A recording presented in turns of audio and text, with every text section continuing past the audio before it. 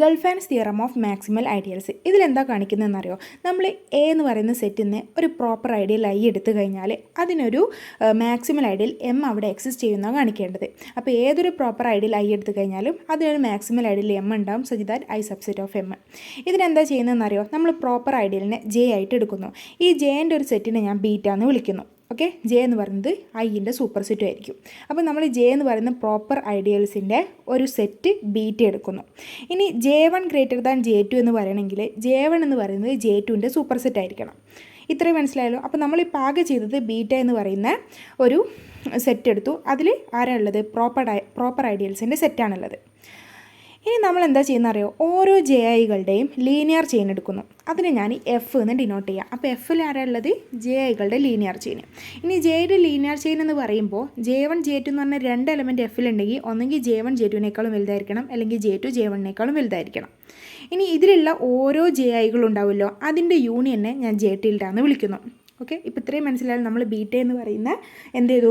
ജെകളുടെ ഒരു സെറ്റ് എടുക്കുന്നു. Proper ideals ആയിരുന്നു ജെ, അതിൻ്റെ ഒരു സെറ്റാണ് നമ്മൾ ബീറ്റ എന്ന് വിളിച്ചു.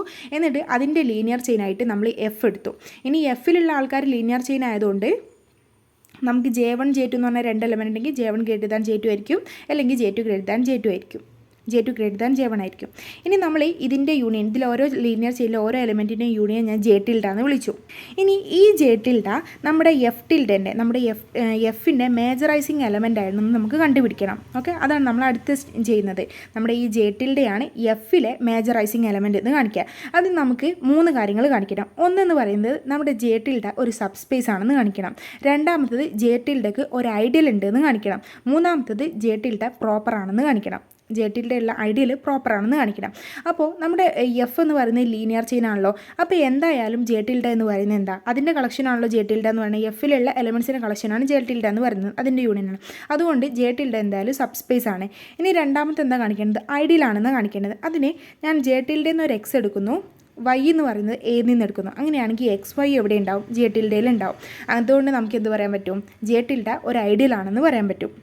ഓക്കെ, ഇനി പ്രോപ്പർ ആണെന്ന് കാണിക്കുന്നത് എങ്ങനെയാണ്? നമ്മൾ ജെയിൽ നിന്ന്, ജെ എന്ന് പറയുന്ന നമ്മുടെ പ്രോപ്പർ സെറ്റ് ഉണ്ടല്ലോ, പ്രോപ്പർ ഐഡിയൽ ഉണ്ടല്ലോ, അതിൽ നിന്ന് ഞാനൊരു ഇ എടുത്തു കഴിഞ്ഞാൽ ഇ എവിടെ ഉണ്ടാവില്ല? നമ്മുടെ ജെയിൽ ഉണ്ടാവില്ല. ഇ എന്ന് പറയുന്ന ഐഡൻറ്റിറ്റി ജെയിൽ ഉണ്ടാവില്ല. ഏത് ജെ എടുത്തു കഴിഞ്ഞാലും അതിൽ ഇ ഇല്ലാത്തതുകൊണ്ട് നമുക്ക് ജെ ടിൽഡ പ്രോപ്പർ ഐഡിയൽ ആണെന്ന് പറയാൻ പറ്റും. ഐഡിയൽ ജെ ടിൽഡ എന്നാണ്, പ്രോപ്പറാണ്. ഓക്കെ, ഐഡിയൽ ആണെന്ന് നമ്മൾ പറഞ്ഞു, അത് പ്രോപ്പർ ആണെന്ന് നമ്മൾ പറഞ്ഞു, സബ് സ്പേസ് ആണെന്ന് പറഞ്ഞു. അപ്പോൾ നമുക്ക് എന്ത് പറയാൻ പറ്റും? ജെ ടിൽഡ എന്ന് പറയുന്നത് നമ്മുടെ എഫിലെ മേജറൈസിങ് എലമെൻ്റ് ആണെന്ന് പറയാൻ പറ്റും.